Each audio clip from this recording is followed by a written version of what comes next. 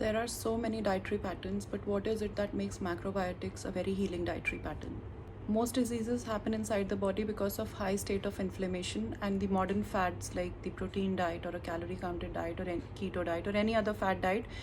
is not made to take care of or monitor how much inflammation gets into the body when we consume such kind of a diet.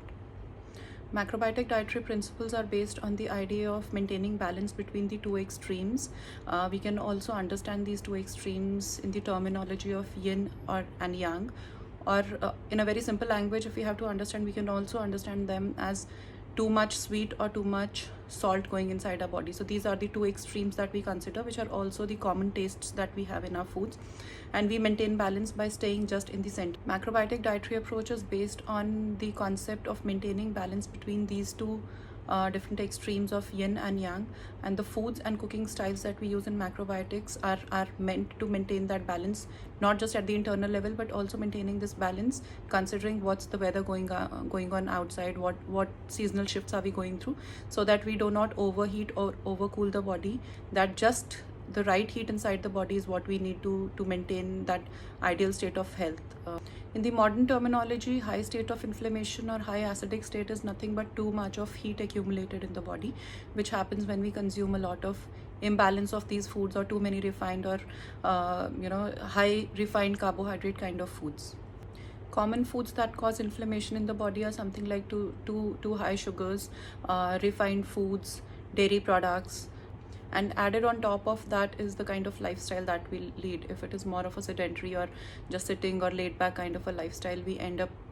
accumulating a lot of acidic load in the body. This acidic load ultimately creates a lot of inflammation or heat state inside the body, and in that inflammatory state a lot of body functioning starts to get hampered, and this becomes the foundation or the root cause of a lot of health conditions that start to manifest in the body in the long run. So the state of inflammation may not impact you immediately in one go, but it's something like building up on your disease maybe 10 or 15 years before you actually get diagnosed with a chronic condition, something like heart disease or a diabetes or even cancer or or any other kind of inflammatory conditions. Since macrobiotic dietary approach is inherently based on this concept of yin and yang, and the philosophy focuses on consuming foods which are neutral, which are just in the center. So about say 70 to 80% of your diet is comes together, made up of foods which are neutral in nature, which are neither very cooling nor very heating, and 20% of foods which where we do include all these right kind of sweets in the body, right kind of salty condiments in the in our meals, and that's where you attain that balance, also including a lot of fermented stuff, because good gut bacteria is something that is much required for a lot of internal functioning. So it's an outside support that we all need to make sure that our body runs at its peak capacity. So by following a macrobiotic way of eating and living, and also including specific cooking styles in your diet, you start to create that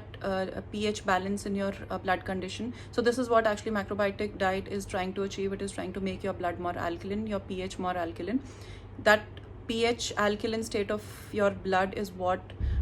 goes and gets supplied to your cells, and this alkaline state keeps your cells in its best working order. If your cells are in their best working order, that ultimately culminates in you as a whole, in your health as a whole, in your in your moods as a whole, in how you look and feel as a whole. So the cornerstone of a macrobiotic diet is not based on any fad, is not based on looking into any specific nutrient, going up and down with specific nutrients. It's majorly based on maintaining that balance by choosing set of foods which help us maintain that balance internally, and also choosing certain cooking styles which help us be in a state of balance basis the kind of weather that's going on the outside. So when it comes to the foundation of health, what really matters is how low are you on inflammation and how high is your pH balance. If you can ensure that your diet is highly anti-inflammatory and your blood pH is more on the alkaline side, there is no chance that you suffer from any kind of health condition, any minor as a cold or a flu, or as major as a cancer, or any lifestyle disorder that may lie in between these two different extremes.